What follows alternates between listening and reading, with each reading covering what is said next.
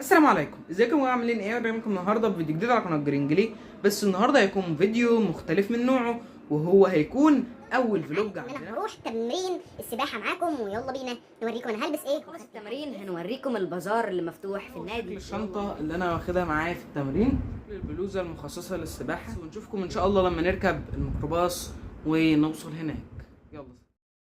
ودلوقتي بدأنا نتحرك ومتجهين الى المحله الكبرى، وده هو شكل الطريق واحنا بنتحرك.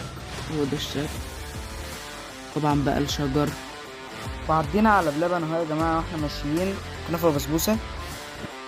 وده هو يا جماعه شكل النادي، ومعلش على النور اللي ضارب في الكاميرا. وهو ده يا جماعه نادي العدوي اللي في المحله الكبرى.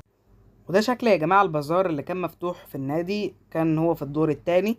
كان بازار جميل جدا بصراحه.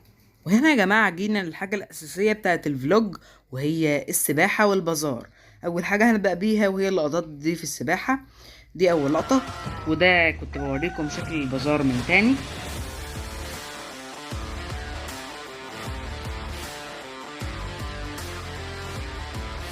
السباحة وشايفين النطة، وحاسب لا تغرق يا احمد. قطعناكم شوية، وهنيجي ونوريكم ان احنا طلعنا في ستوري عند مي جميل في البازار لما كنت فيه، وده انا في البازار. لكم الكريب اللي كنت جايبه، كريب ميكس جبن بطاطس وصوصات، كان حاجة جميلة جدا من 50 تيست، مطعم جميل. وهنا واحنا مروحين بقى خلاص، وهنا كنت بوريكم مطعم هارت اتاك واحنا معديين عليه.